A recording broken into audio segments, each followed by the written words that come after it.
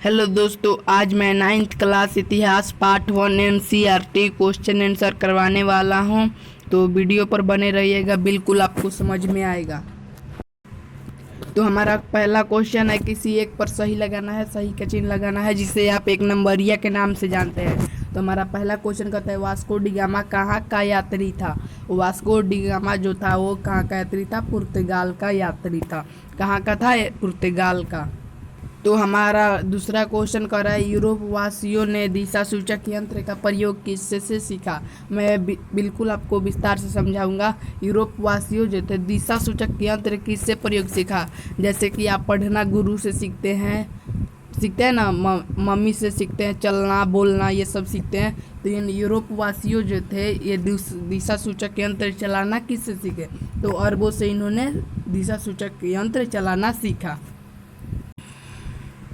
तो हमारा तीसरा क्वेश्चन है, उत्माशा अंतरिक्ष की खोज किसने की थी। जैसे कोई बाइक की खोज करता है, टीवी की खोज किसने की थी, उसी प्रकार उत्माशा अंतरिक्ष की खोज किसने की थी? तो हमारा सही उत्तर है घ, डियाज बार्थोलोमिया। डियाज बार्थोलोमिया ने उत्माशा अंतरिक्ष की खोज की थी। क्या की थी? खोज। हमारा 4 नंबर क्वेश्चन कर रहा है, अमेरिका की खोज किसने की थी।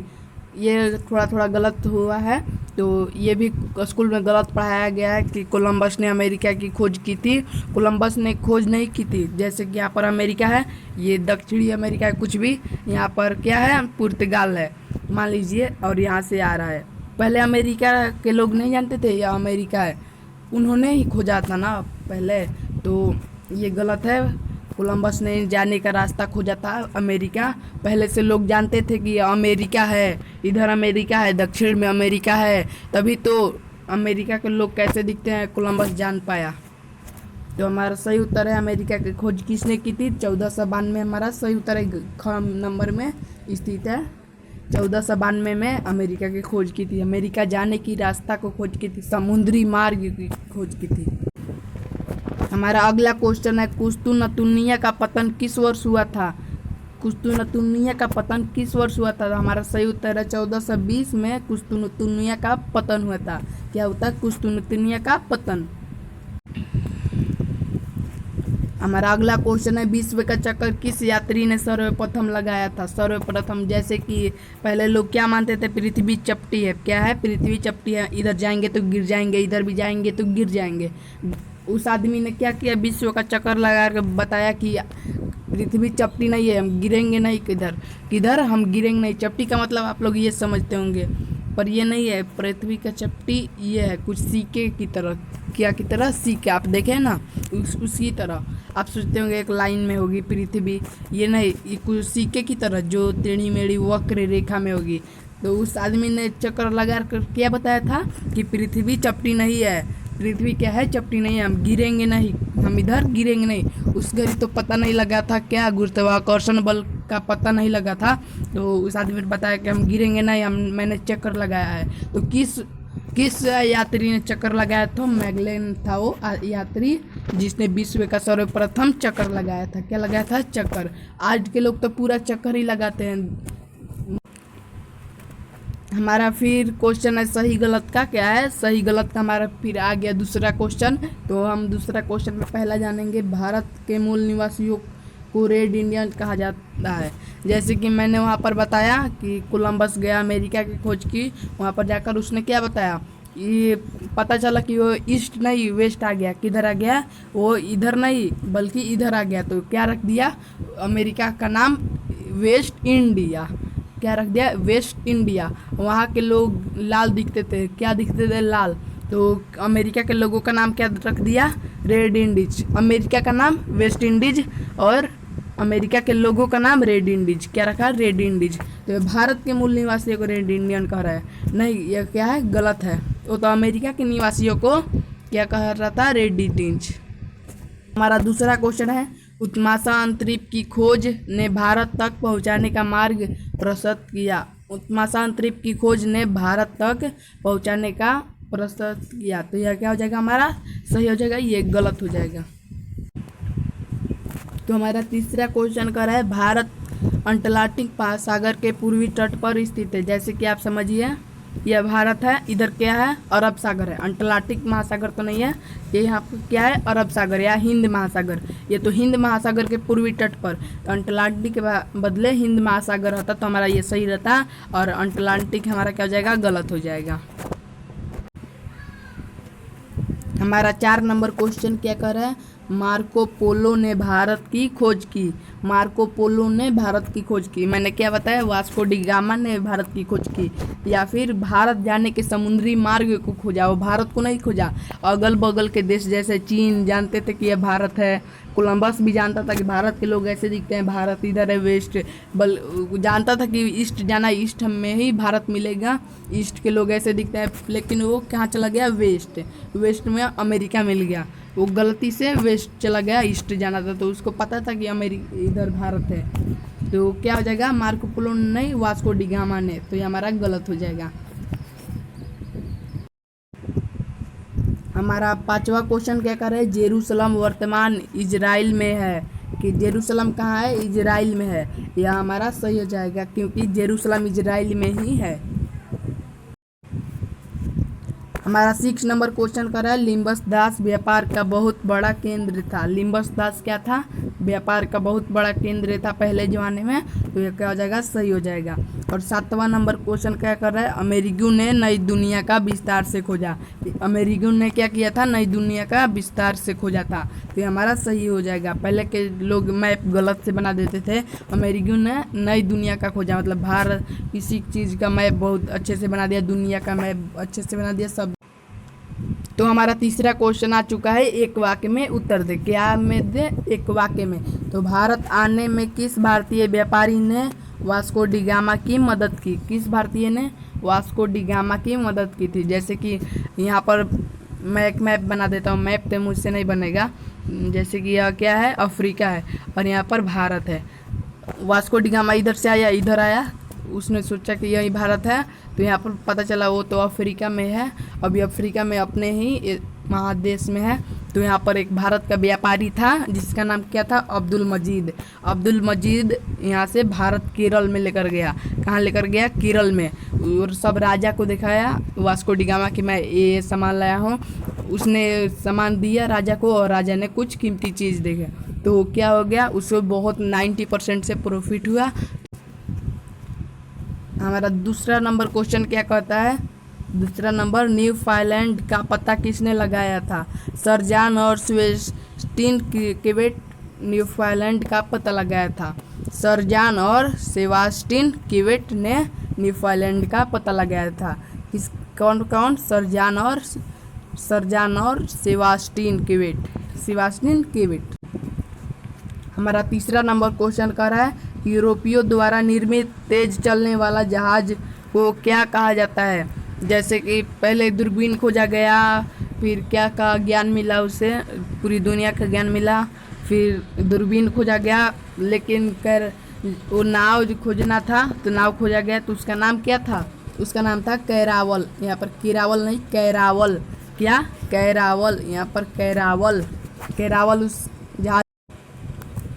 तो हमारा 4 नंबर क्वेश्चन कर रहा है, दक्षिण अफ्रीका का दक्षिणतम बिंदु का स्थल है। दक्षिणतम बिंदु का स्थल है उत्तर दक्षिण अफ्रीका का दक्षिणतम बिंदु उत्तमाशांत द्वीप है।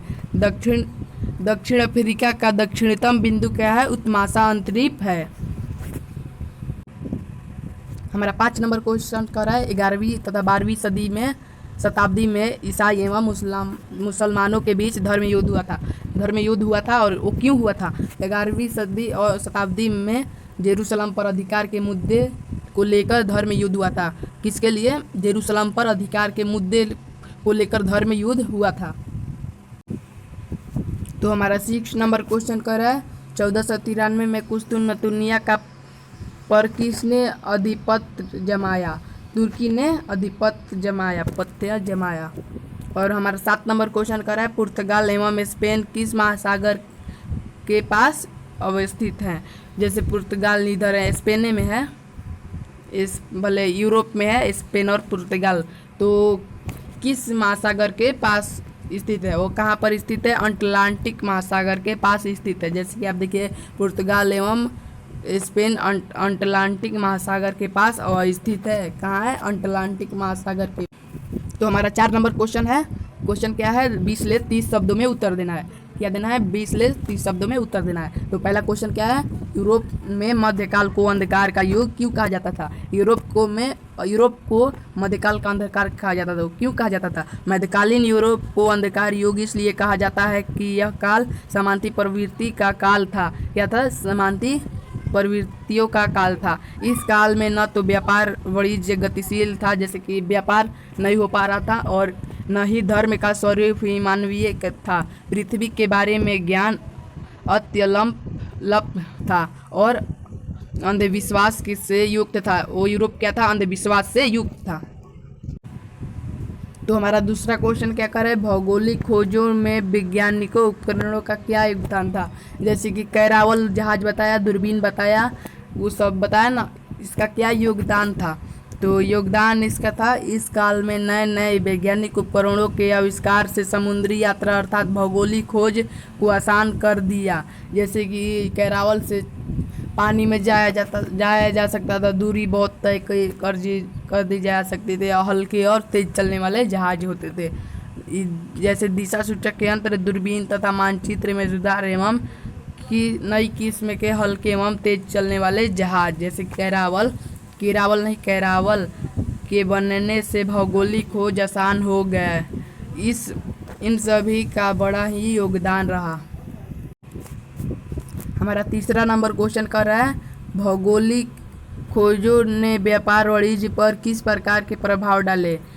भौगोलिक खोजों ने व्यापार वाणिज्य पर किस प्रकार के प्रभाव डाले? जैसे कि भौगोलिक खोजों गया तो व्यापार तेजी से बढ़ने लगा।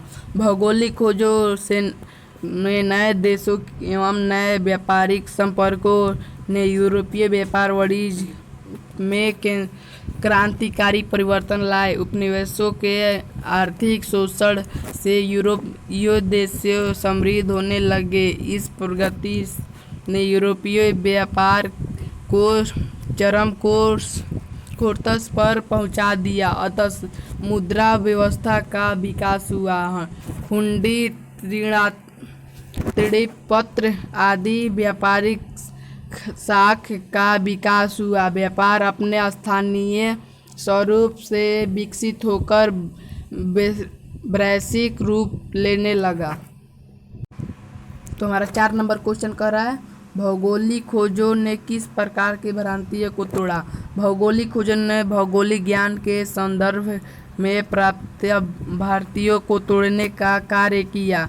इससे चर्च द्वारा प्रसारित अवधारणाओं पर अंगुली उठने लगी। कालांतर में यह यूरोप में धर्म सुधार आंदोलन का कारण बना। नए गोलार्ध के आविष्कार से यूरोप की क्षीरता और दुनिया की महत्ता की अभूतपूर्व जानकारी ने मनुष्य को नए आविष्कारों के रास्ते पर खड़ा कर दिया। इसका संदेश स्पेनिश के सामने और भी है से स्पष्ट होता है। तो हमारा 5 नंबर क्वेश्चन कह रहा है, भौगोलिक खोजों ने किस प्रकार के विश्व मानचित्र में परिवर्तन लाया? भौगोलिक खोज था कि मानचित्र में परिवर्तन लाया। किस प्रकार का? भौगोलिक खोजों ने पहले समाज अंधविश्वास से युक्त था। पहले सोचते थे लोग इधर जाएंगे तो क्या हो जाएंगे, गिर जाएंगे, मर जाएंगे, कोई अपना जान देगा। तुम ही बोलो तो पृथ्वी क्या थी? चपटी थी। पहले के लोग मानते थे, क्या मानते थे? पृथ्वी चपटी थी। पृथ्वी ना तो गोल है ना तो चपटी है।